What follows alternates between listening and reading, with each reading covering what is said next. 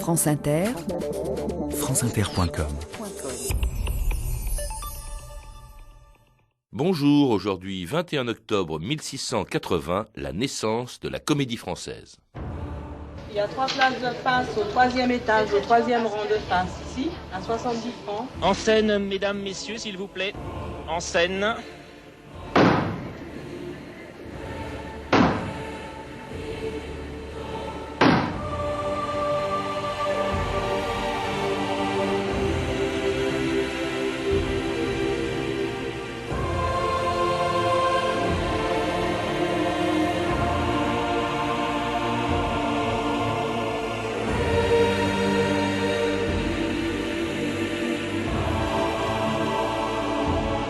« 2000 ans d'histoire.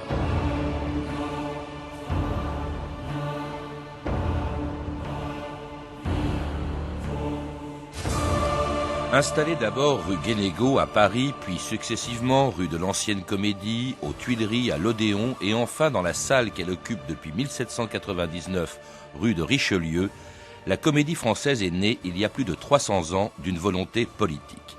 La décision de Louis XIV de réunir 2 troupes parisiennes dans un seul théâtre, qui est aujourd'hui avec l'Académie française et la Cour des comptes, une des plus vieilles institutions françaises, la troupe permanente de comédiens la plus ancienne du monde et la seule à fonctionner comme une société d'acteurs.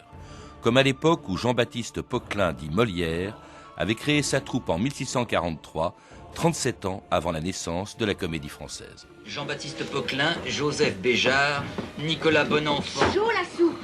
Georges Pinel, Madeleine Béjart, Catherine Deshurlis et Geneviève Béjart, lesquels ont fait et accordé volontairement entre eux les articles qui en suivent, sous lesquels ils s'unissent et se lient ensemble pour l'exercice de la comédie, afin de conservation de leur troupe sous le nom de l'illustre théâtre. Item, que les pièces nouvelles de théâtre qui viendront à la troupe seront disposées par les auteurs, sans qu'aucun puisse se plaindre du rôle qui lui sera donné. La troupe décidera à la pluralité des voix, sans que personne d'entre eux y puisse contredire. Fait et passé à Paris, l'an 1643, le 30e et dernier jour de juin après-midi. Et tous ont signé.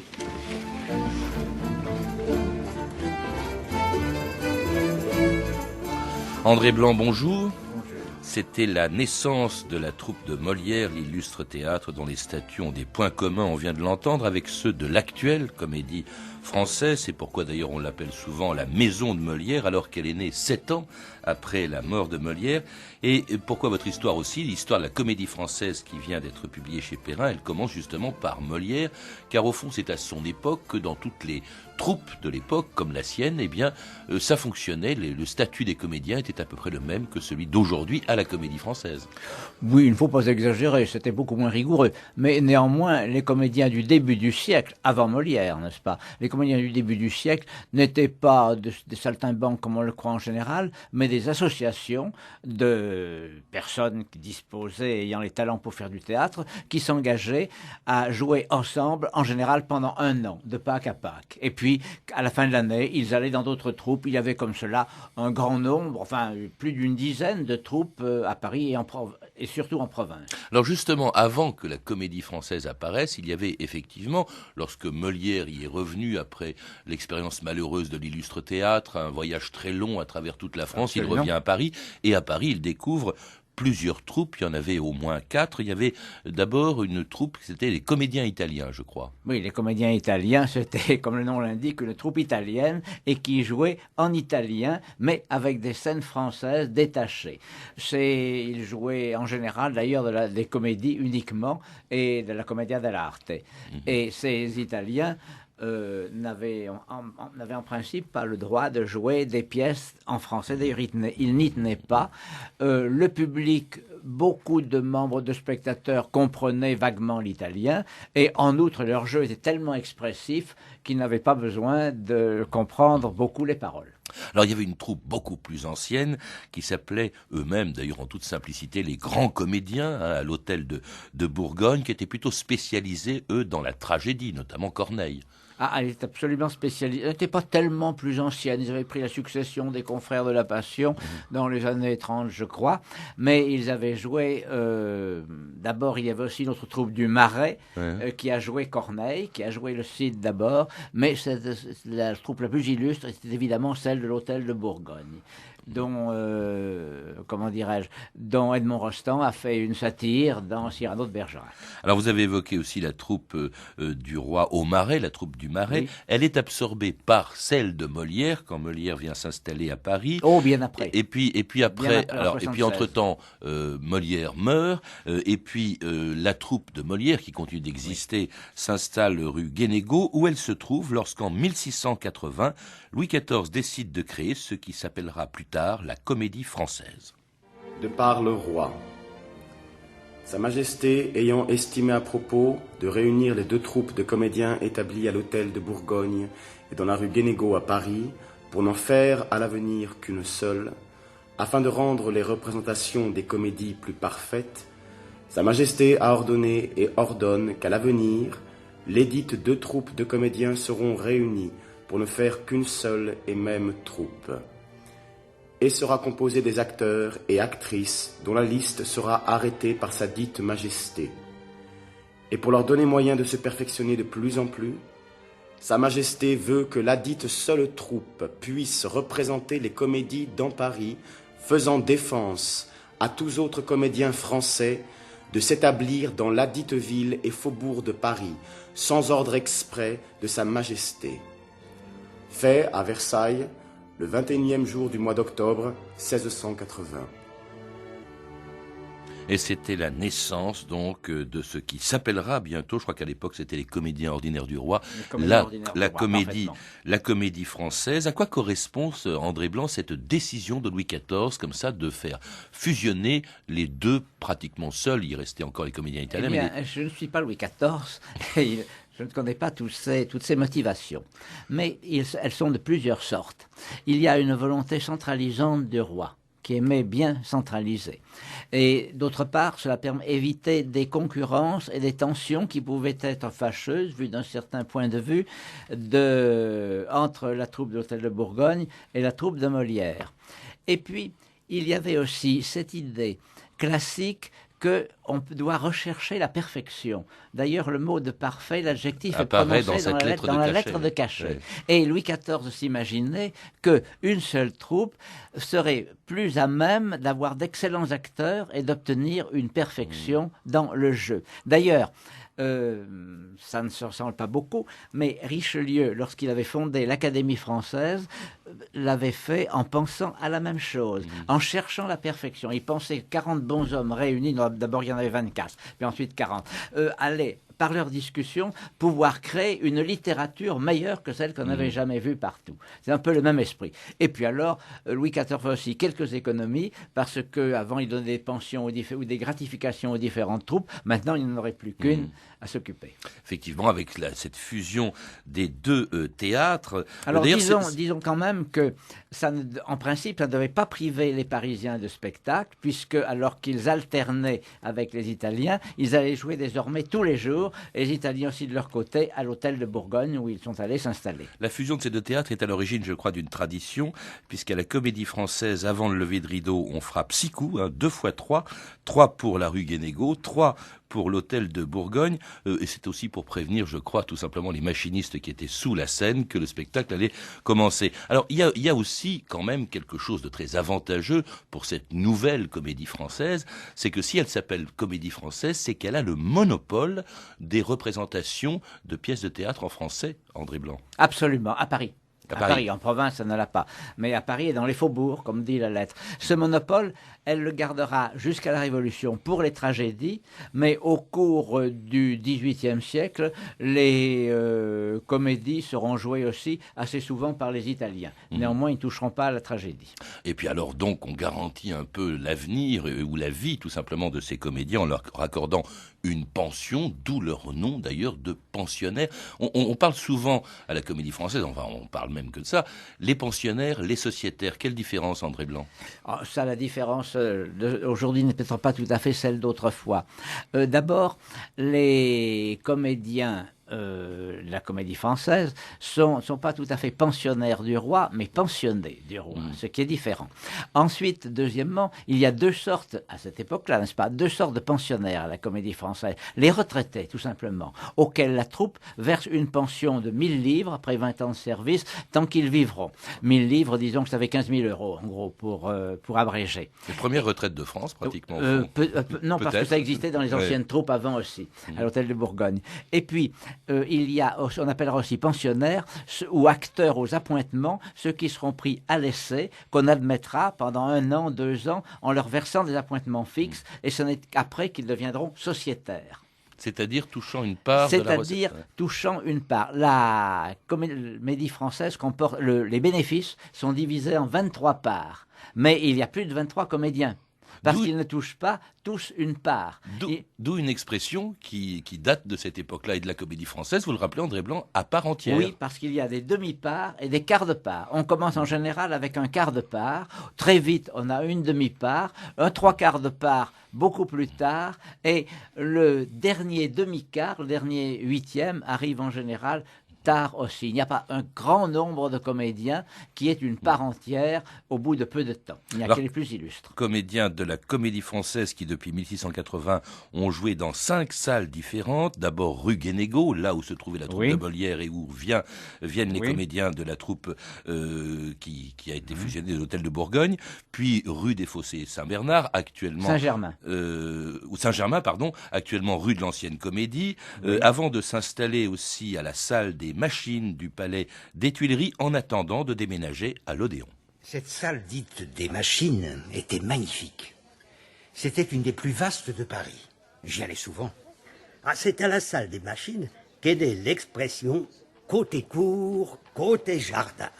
Fort usité dans notre jargon théâtral pour désigner les deux côtés de la scène. Pourquoi cette appellation? Parce que le spectateur voyait à sa droite la cour du palais, dite cour des Suisses, et à sa gauche, le jardin des Tuileries. J'aperçois mon ami du gazon qui traverse les arcades et se dirige vers l'Odéon. L'Odéon? Mais oui, l'Odéon, c'est ainsi qu'on nomme la nouvelle salle de la Comédie Française. Vous ne le saviez pas? Eh bien, qu'en pensez-vous? Franchement, je trouve l'ensemble massif, austère, sans élégance. On m'a également parlé d'innovation. Les spectateurs du parterre ne seront plus debout, mais assis. Il y aura donc des chaises, comme dans les loges? Non pas, mais des banquettes.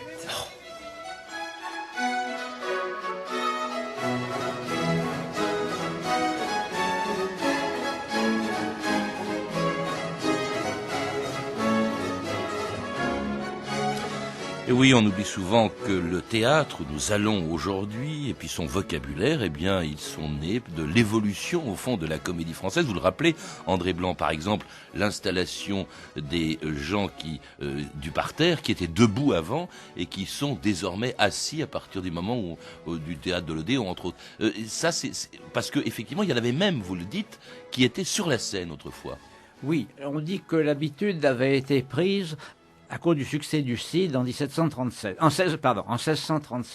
Et elles étaient conservées. Pourquoi? Parce que ça rapportait beaucoup. Ces places sur la scène valaient très cher. C'était des places chics. Alors on mettait des banquettes des deux côtés de la scène pour les gens qui voulaient, tous des hommes. Les femmes ne venaient pas sur la scène, sauf à quelques représentations spéciales données pour elles. Mais il y avait également des gens qui étaient debout au fond de la scène, ce qui fait qu'on arrivait à avoir plus de 100 personnes parfois sur la scène, ce qui gênait énormément les comédiens. Je voudrais rectifier quelque chose à propos de la salle des Machines des Tuileries, c'est que la Comédie Française n'a jamais connu la salle des Machines.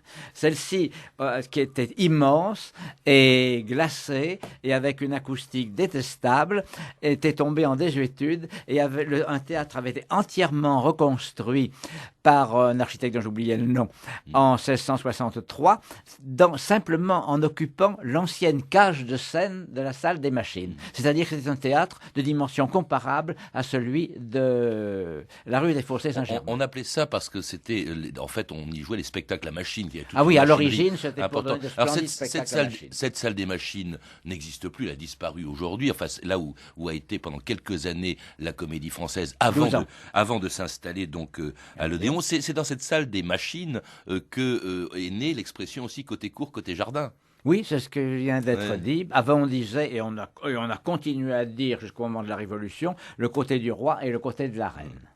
Alors, en attendant tout simplement de s'installer à l'Odéon en 1680. Non, en 1782, vous avez raison, à l'Odéon. Et où 2 ans plus tard était donnée une des pièces les plus sulfureuses de l'Ancien Régime, le mariage de Figaro de Beaumarchais. C'était le 27 avril 1784 et l'Odéon, ce jour-là, était plein à craquer. Mais faites attention, vous m'écrasez les pieds. Je ne vois plus les biens, monsieur. Si vous n'avez pas de billets, inutile d'applatir les pauvres gens. Mais de quoi parle-t-il? Du mariage de Figaro, de monsieur de Beaumarchais. Ah, mon ami, j'y fous. À quelle heure est prévue la représentation? À 6 heures, monsieur, le lever du rideau. À 6 heures? Trop tard, je serai déjà mort. À la santé de Figaro.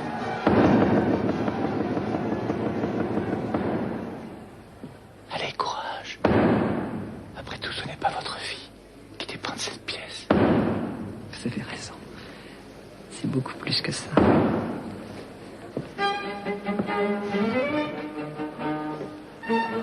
Je voudrais bien tenir un de ces puissants de 4 jours. Je lui dirais que les sottises imprimées n'ont d'importance qu'au lieu où l'on en gêne le cours. Que sans la liberté de blâmer, il n'y a point d'éloge flatteur. Et que ce ne sont que les petits hommes qui redoutent les petits écrits. La Borde, Sire. vous remettrez ceci à l'officier de garde. Monsieur de Beaumarchais, Qu'est-ce qu'il y a? vous êtes en état d'arrestation. Sur ordre du roi.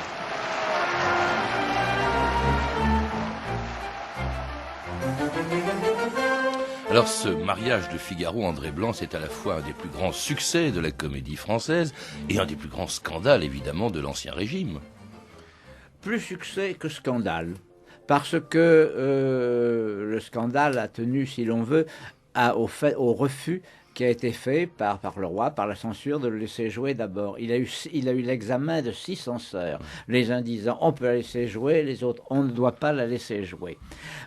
Il faut dire que lorsque Louis XVI l'a entendu, lorsqu'on en a fait la lecture à Louis XVI, on la lui a faite dans la première version où la scène se passait à Paris et où était question de la Bastille en toutes lettres. D'où cette fameuse réflexion. Je la cite, vous la citez. Oui. Il faudrait détruire la Bastille pour que la représentation de cette pièce ne fût pas d'une inconséquence dangereuse. Voilà. Et il dit ça en 1784, c'est-à-dire 5 ans avant la Révolution. 82. Oui. Mais c'est un mot historique, comme tous les mots historiques, rien ne prouve qu'il soit vrai. Oui. Ça peut très bien être une... Mais ce qui montre bien quand même, et ça depuis l'origine, qu'il y avait une censure quand même. C'est pas, certes, c'est un avantage lorsqu'en Louis XIV avait créé la Comédie Française, de pouvoir ainsi la pensionner, de lui donner le monopole de toutes les pièces qui allaient être jouées. Il y avait aussi cette volonté de mainmise quand même sur le grand spectacle de l'époque. C'était même le seul. Il n'y avait pas de télé, il n'y avait pas de cinéma, il n'y avait pas de radio. Et évidemment, beaucoup de gens y allaient. Donc, c'était un moyen de le contrôler par la censure, par le choix aussi que pouvait faire le roi des comédiens. Au sens propre, il n'y avait pas de censure préalable sous Louis XIV, lorsque la Comédie Française a été fondée. Il y avait une autocensure, bien sûr, exercée par les comédiens, et puis il y avait des à-coups par moments qui se produisaient. On connaît l'histoire de Tartuffe, n'est-ce pas, l'interdiction de Tartuffe. Il est arrivé aussi en 1790, Dancourt va écrire une comédie intitulée Le Carnaval de Venise, où il mettait en scène dans des intermèdes les principaux princes de l'Europe. Et on a jugé que se moquer des princes européens, ça n'était pas très élégant. On a demandé de supprimer les intermèdes, tout simplement. Il l'a fait, bien entendu. Et le roi a dit de faire ça discrètement, de ne pas avoir l'air d'imposer son autorité, car Louis XIV à ce moment-là était extrêmement prudent encore, et du reste jamais il n'a fait sentir de façon lourde son autorité à la Comédie Française. La censure a été, au sens propre, créée, la censure préalable, en 1702, à cause d'une petite comédie d'un certain Boindin, qui s'appelait Le Bal d'Auteuil, et où il y avait des jeux de scène équivoques. Alors, contrairement à ce qu'on a entendu, en réalité, le mariage de Figaro sera joué. Vous rappelez même, André Blanc, que ça a été le plus grand succès de l'époque. 68 représentations d'affilée, on n'avait jamais vu ça encore à la Comédie Française.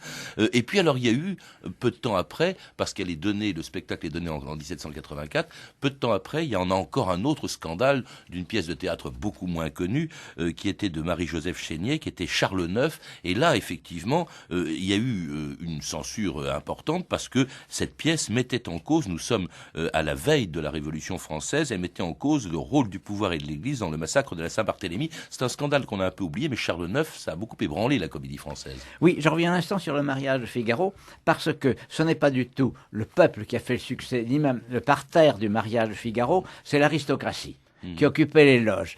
C'était l'opposition, les aristocrates ont peut-être mal compris, si vous voulez, ou n'ont pas vu la portée subversive de la pièce, mais ils s'opposaient à ce qu'ils jugeaient le despotisme de Louis XVI, et tous les plus grands noms de France, à commencer par la reine Marie-Antoinette, ont soutenu Beaumarchais et fait tout ce qu'ils pouvaient pour obtenir le mariage de Figaro.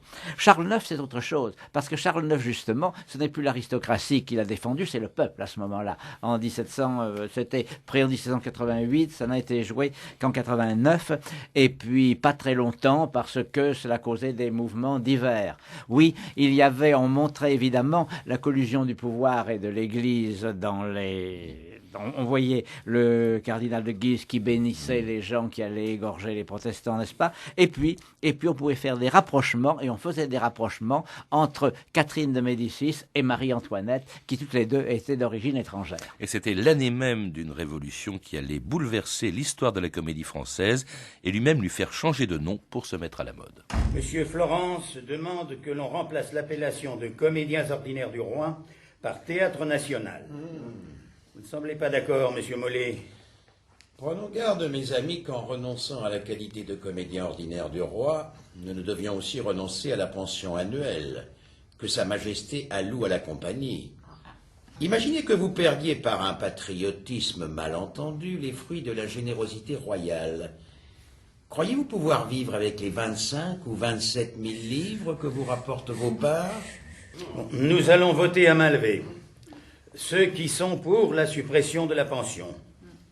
Ceux qui sont contre. Arrêtez à la pluralité de 14 voix contre 12 qu'attendu le vide qui se trouve dans les finances de l'État, nos représentants pourront voter la suppression de la pension annuelle que Sa Majesté fait à la Compagnie. Alors la révolution de 1789 a été aussi une révolution pour la comédie française. Elle a changé de nom, on l'a entendu. Elle s'appelle le Théâtre de la Nation, comme ça on mécontente personne. Elle perd aussi la tutelle royale, puisqu'elle passe, je crois, sous la tutelle de la municipalité parisienne. Exactement. Elle perd également son monopole, puisqu'on autorise désormais l'apparition de nouveaux théâtres. Ça a été la première mesure prise par l'Assemblée constituante. Et puis alors, surtout, elle éclate, elle se divise profondément, comme la France se divise. Il va y avoir une scission au sein de la comédie française, André Blanc. Absolument, entre les comédiens royalistes, si l'on peut dire, et puis les comédiens jacobins ou républicains, n'est-ce pas, qui ont décidé, après Charles IX, de se séparer et de fonder un théâtre spécial. Après Charles IX, je précise la pièce. Après la pièce, bien sûr. Oui. De faire un théâtre qui a porté plusieurs noms avant de s'appeler Théâtre de la République, et dont le chef de file a été Talma. Alors Talma, le grand, parce que évidemment la plupart des noms des comédiens du passé, alors que tout le monde les connaissait à l'époque, on les a un petit peu oubliés. Talma, c'était le grand nom, un des plus grands noms de comédiens de la comédie française. Oui, on se souvient un peu de Lequin, et beaucoup de Talma à cause de sa familiarité avec Napoléon, parce que c'était le comédien de Napoléon. Mais ça a d'abord commencé par être un jeune homme plein de hardiesse dans les mises en scène, puisque pas la première fois qu'il a joué, mais un certain jour de 91, je crois, il est apparu dans le Brutus de Voltaire habillé à la romaine. C'est-à-dire, au lieu d'avoir une cuirasse, des chausses, des hautes chausses, un tonnelet, un casque à plumes, etc., il avait la toche blanche et il était jambes nues, et bras nus et jambes nues dans des sandales. Ça a été un très gros scandale parmi ses camarades et parmi le public, mais ça a été le premier pas vers une reconstitution véritable, aussi exacte que possible des costumes. Et là, ensuite, la Révolution Talma a beaucoup pratiqué cela. Alors, Talma, qui était un révolutionnaire, avant d'être un ami de Napoléon, c'est lui qui fait la scission, qui s'en va s'installer à l'endroit même où se trouve l'actuelle comédie française, rue de Richelieu. Il crée le théâtre de la République. Et puis alors, tandis que le théâtre qui est toujours à l'Odéon, le théâtre qui a pris le nom de Théâtre National, lui, alors, il est victime vraiment d'une une censure terrible. On censure tous les grands auteurs classiques. Vous montrez la façon dont Racine a été censuré. On a même arrêté les auteurs justement de ces théâtres de la Nation qui ont failli mourir et être condamnés à mort pendant la Révolution. Et on a supprimé tout simplement ce théâtre. La Comédie Française, ou bien elle éclate, ou bien elle n'existe plus. Elle a failli y passer, cette Révolution.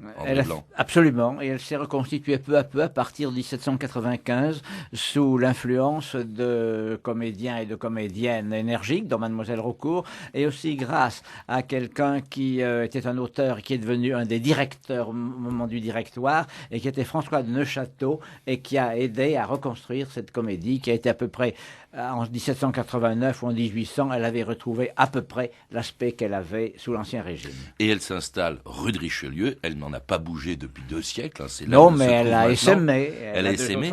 Et puis surtout, alors évidemment, elle se dote de nouveaux statuts, notamment, il y a cette anecdote extraordinaire, quand Napoléon part en campagne en Russie, désastreuse campagne de Russie, incendie de Moscou, il est à Moscou en plein incendie, et qu'est-ce qu'il fait? Il n'a rien de mieux à faire qu'à rédiger des statuts de la Comédie Française, pratiquement les derniers. Bon, elle a relativement peu changé depuis, elle reste un théâtre subventionné à 80% aujourd'hui, elle continue de créer des pièces qui a provoqué d'immenses scandales comme Hernani. Elle reste très fidèle à ses premiers auteurs, puisque j'ai remarqué que parmi les pièces les plus jouées, c'était toujours Molière, de très loin, 33 000 représentations depuis 1680, dont les 7 premières pièces, dont les pièces de théâtre ont été représentées. C'est assez extraordinaire cet attachement en fait au passé de cette comédie française.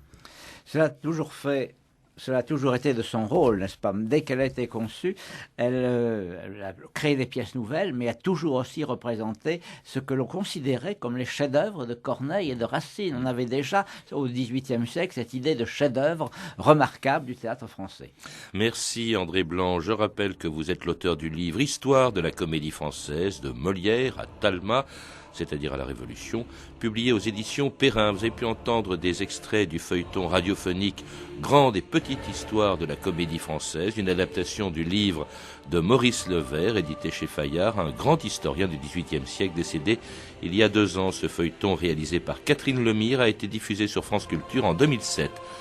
Vous avez pu entendre également des extraits des films Molière d'Ariane Nouchkine, disponible en DVD aux éditions Bel Air Classique, et Beaumarchais l'Insolent d'Édouard Molinaro en DVD chez Studio Canal. Vous pouvez retrouver toutes ces références par téléphone au 32 30, 34 centimes la minute, ou sur le site franceinter.com. C'était 2000 ans d'histoire, la technique Sophie Moreno et Patrick Henry, documentation Emmanuel Fournier, Claire Destacan et Franck Olivard, une réalisation de Anne Kobilac.